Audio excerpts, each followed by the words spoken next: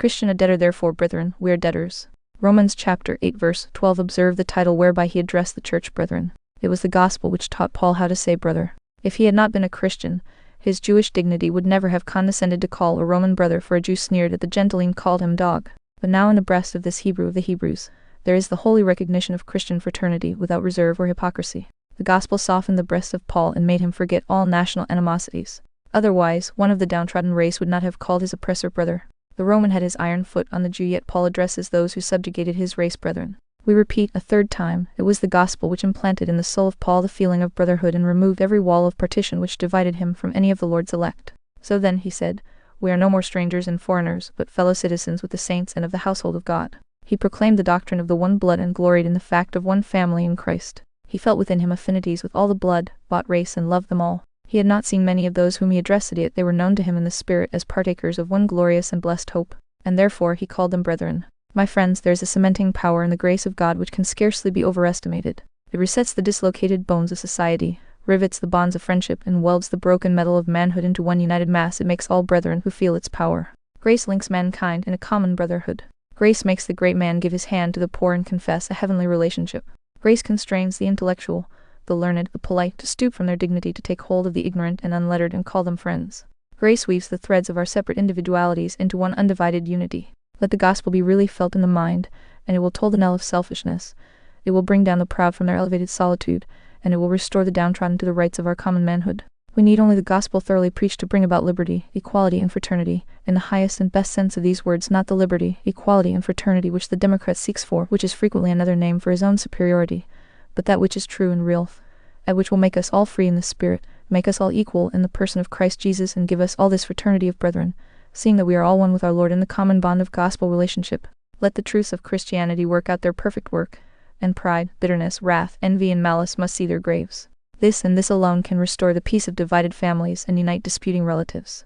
Only let the gospel be preached, and there shall be an end of war. Let it thoroughly pervade all ranks of society and saturate the mind of nations, and there shall be no more lifting of the spears. They shall be used for pruning hooks. No bathing of swords in blood, for they shall be turned into the peaceful plowshares of the soil. We shall then have no hosts encountering hosts. We shall have no millions slain for widows to deplore, but every man shall meet every other man and call him brother. And men of every kindred and of every tribe shall see in the face of every man a relative allied to them by ties of blood. I am sure I feel myself the force of this word brother with regard to many of you. If you are partakers of that glorious hope, if you are believers in our glorious Redeemer, if you have put your trust under the shadow of his wings, my hand and my heart with it, there is that word brother for you. And so addressing you who love the Lord under that title, I come at once to the text. Brethren, we are debtors. We are all of us under obligations. Let us consider the fact in the following manner. First, how are we to understand this? And secondly, how ought it to affect us? How are we to understand this, brethren, that we are debtors? We may understand it in 1,000 senses, for indeed we are debtors. Brethren, we who know and love the Lord are debtors not to one creditor but to many. We are debtors to the past. Methinks I see the fathers at their midnight lamps, the ancient saints in their much frequented closets, the thrice brave preachers in their pulpits denouncing error, and the faithful pastors reproving wrong. To such who have preceded us we owe the purity of the church, and to them we are debtors. Methinks I see the martyrs and confessors rising from their tombs. They mark their hands still stained with blood, and their bodies scarred with the wounds of persecution. They tell me that they of old maintained the truth and preached it in the midst of fire and sword, that they bore death in defense of the cause of God, that they might hand down his holy word and violate to us. I look on them and see among their glorious ranks some whose names are celebrated in every Christian land as the bold lions of God, the immovable pillars of truth. I see men of whom the world was not worthy, whose praise is in all the churches, and who are now nearest the eternal throne. And as I look on them and they on me, I turn to you all and say, brethren, we are debtors. We are debtors to the men who crossed the sea and laughed at the fury of the storm, who risked the journeying and the weariness and all the various perils to which they were exposed by reason of robbers and false brethren. We are debtors to each stake at Smithfield. We are debtors to the sacred ashes of the thousands who have there followed Jesus even unto death. We are debtors to the headless bodies of those who were beheaded for Christ Jesus. We are debtors to those who dared the lions in the amphitheater and fought with wild beasts at Ephesus. We are debtors to the massacred thousands at the hands of the bloody Church of Rome and the murdered myriads of her pagan predecessors. We are debtors to them all. Remember the bloody day of St. Bartholomew, the valleys of Piedmont and the mountains of Switzerland. Let the sacred mounds of our fathers' sepulchres speak to us. Is not this Bible opened and read by us all the gift of their self-denying faithfulness? Is not the free air we breathe the purchase of their death? Did not they, by bitter suffering, achieve our liberty for us? And are we not debtors to them? Shall we not, in some degree, repay the immense debt of our obligation by seeking to make the future also debtors to us, that our descendants may look back and acknowledge that they owe us thanks for preserving the Scriptures, for maintaining liberty, for glorifying God? Brethren, we are debtors to the past. And I am quite sure we are debtors to the present. Wherever we go we gather fresh proofs of the common observation that we are living in a most marvelous age. It is an oft-repeated truth, and one which, perhaps, has almost lost its meaning from being so often repeated, that this is the very crisis. The world has always been in a crisis, but this seems to us to be a peculiar one. We have around us appliances for doing good, such as men never possessed before. We behold around us machinery for doing evil, such as never was at work even in earth's worst days.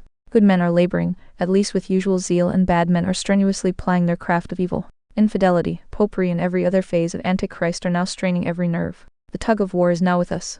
Look around you and learn your duty. The work is not yet done, the time of folding of hands has not yet arrived. Our swords must not yet see their scabbards, for the foe is not yet slain. We see, in many a land, the proudest dynasties and tyrannies still crushing, with their mountain weight, every free motion of the consciences and hearts of men.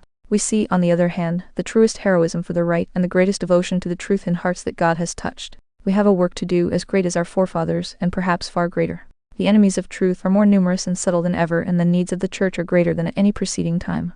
If we are not debtors to the present, then men were never debtors to their age and their time. Brethren, we are debtors to the hour in which we live. Oh, that we might stamp it with truth, and that God might help us to impress upon its wings some proof that it has not flown by neglected and unheeded. And brethren, we are debtors to the future.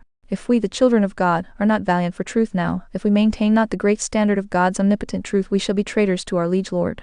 Who can tell the fearful consequences to future generations if we now betray our trust? If we suffer orthodoxy to fail, or God's truth to be dishonored, future generations will despise and execrate our name. If we now suffer the good vessel of gospel truth to be drifted by adverse winds upon the rock, if we keep not good watch to her helm, and cry not well to her great master that she may be led to a prosperous end, surely those who are to succeed us will look on us with scorn and say, Shame on the men who had so great and glorious a mission and neglected it.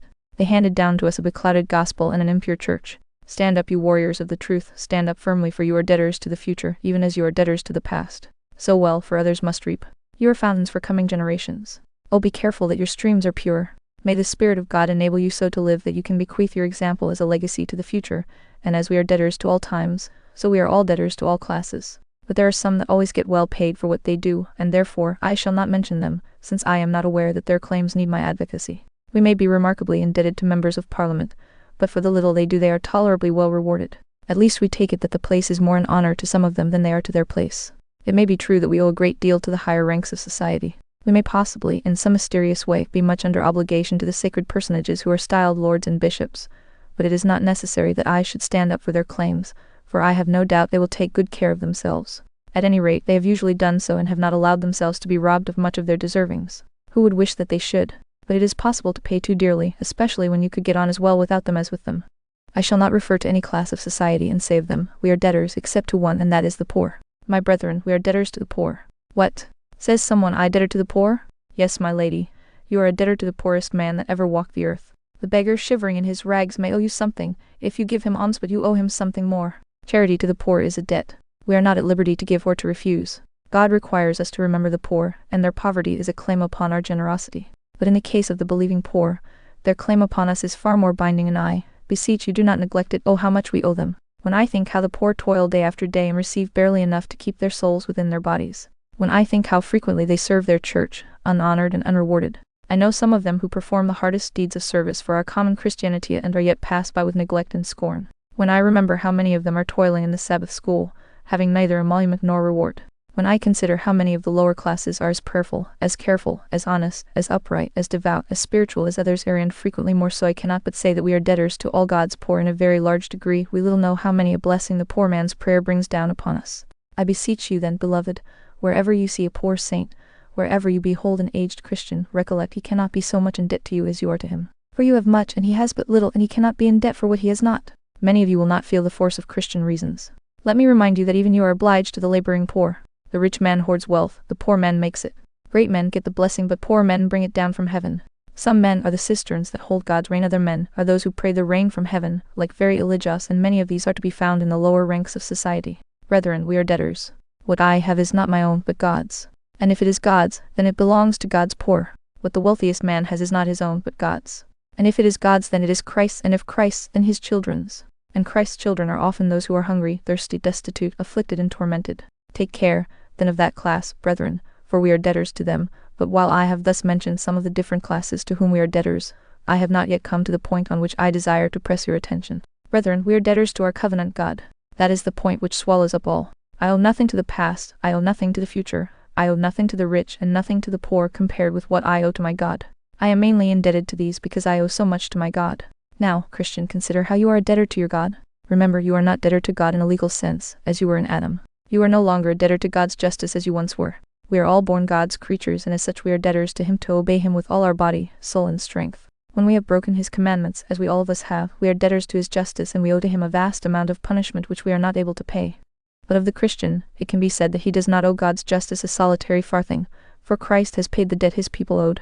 I am a debtor to God's love, I am a debtor to God's grace, I am a debtor to God's power, I am a debtor to God's forgiving mercy, but I am no debtor to His justice, for He Himself will never accuse me of a debt once paid. It was said, "It is finished," and by that was meant that whatever His people owed was wiped away forever from the book of remembrance. Christ to the uttermost has satisfied divine justice.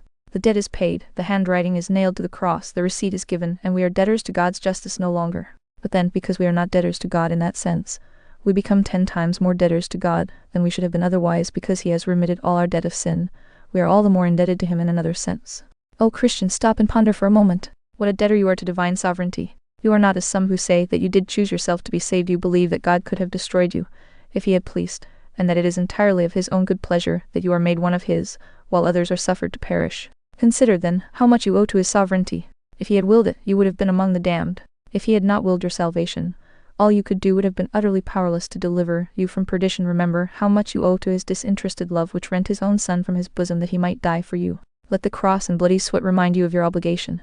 Consider how much you owe to His forgiving grace, that after 10,000 affronts He loves you as infinitely as ever, and after a myriad sins, His Spirit still resides within you. Consider what you owe to His power, how He has raised you from your death in sin, how He has preserved your spiritual life, how He has kept you from falling, and how, though 1,000 enemies have beset your path, you have been able to hold on your way. Consider what you owe to His immutability. Though you have changed 1,000 times, He has not changed once. Though you have shifted your intentions and your will, yet has He not once swerved from His eternal purpose, but still has held you fast. Consider, you are as deep in debt as you can be to every attribute of God. To God you owe yourself and all you have. Brethren, we are debtors. We are not only debtors to God in the light of gratitude for all these things, but because of our relationship to Him. Are we not His sons, and is there not a debt the Son owes to the Father which a lifetime of obedience can never remove? I feel that to the knee that held me and the breast that gave me sustenance, I owe more than I can ever pay. And to Him who taught me and led me in the paths of truth I owe so much that I dare not speak of the tremendous weight of obligation due to Him. Beloved, if God is a Father, where is His honor? And if we are His sons, are we not thereby bound to love, serve, and obey Him? Sonship towards an earthly parent brings with it a host of duties, and shall the everlasting Father be unregarded? No. The true Son of God will never blush to acknowledge that He is in subjection to the Father of spirits. He will rather glory in His high connection, and with reverence obey the commands of His heavenly parent. Remember again, we are Christ's brethren, and there is a debt in brotherhood. Brother owes to brother what he cannot pay until he dies. It is more than some men think to have been rocked in the same cradle and held on the same knee. Some esteem it nothing. Alas, it is a well-known truth that if you want help you must go anywhere for it, save to your brother's house. Go not into your brother's house in the day of your adversity. Go to the greatest stranger, and he shall help you. Go to your brother, and he shall often upbraid you. But this should not be so. Brotherhood has its ties of debt, and to my brother I owe what I shall not yet pay him. Beloved, are you brothers of Christ, and do you think that you owe Him no love? Are you brothers and sisters of the saints, and think you that you ought not to love and serve them, even to the washing of their feet? Oh yes, I am sure you ought. I am afraid none of us feel enough how much we are debtors to God. Yes, I am certain that we do not. It is astonishing how much gratitude a man will feel to you if you have been only the instrument of doing him good, but how little gratitude he feels to God, the first cause of all. There have been many who have been won from drunkenness by hearing the preaching of God's word, even under myself, and those persons have been ready to carry me on their shoulders, from very gratitude, for joy. But I would be bound to say they make a far more feeble display of their thankfulness to my Master. At least, they seem to have lost their first love to Him far sooner than they did to His servant. We remember to be grateful to all except our God. Our little debts we can pay. Debts of honor, as we call them, which are no debts in some men's eyes, we can discharge. But the great and solemn debt we owe to God is oftentimes passed by, neglected, and forgotten. Brethren, we are debtors. Romans 2. In the second place, very briefly, what ought we to draw from this doctrine? That we are debtors. First, we think we should learn a lesson of humility. If we are debtors, we never ought to be proud. All we can do for God is but a trifling acknowledgment of an infinite obligation. No less even our good works are gifts of His grace, and do but put us under greater debt to the author of them. Stop then, you who are puffed up by your achievements. Consider you have but poorly performed not a deed of supererogation, but of ordinary duty. How much have you done after all, young man? I thought I saw you the other day looking amazingly great, because on such an occasion you really had done some little service to Christ's church, and you looked astonishingly proud about it. Young man, did you do more than you ought to have done? No, I did not. You say I was a debtor. Then who should be proud of having paid only a part of his debt, when, after all, he owes a great deal more than he is worth? Is there anything to be proud of in having paid a farthing in the pound? I take it there is not. Let us do what we may.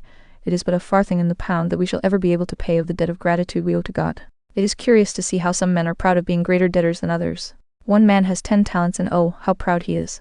And how he looks down upon another who has but 1. He says, "Ah, you are a mean man. I have 10 talents.